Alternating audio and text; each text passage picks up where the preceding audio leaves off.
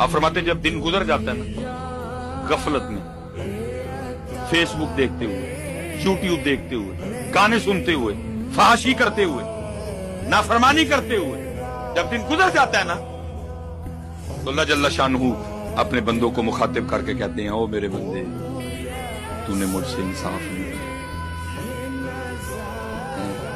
मैं तेरा जिक्र करता हूं लेकिन तू मुझे भूल जाता है। मैं तुझे अपनी तरफ बुलाता हूं लेकिन तू गैर की तरफ जाता है।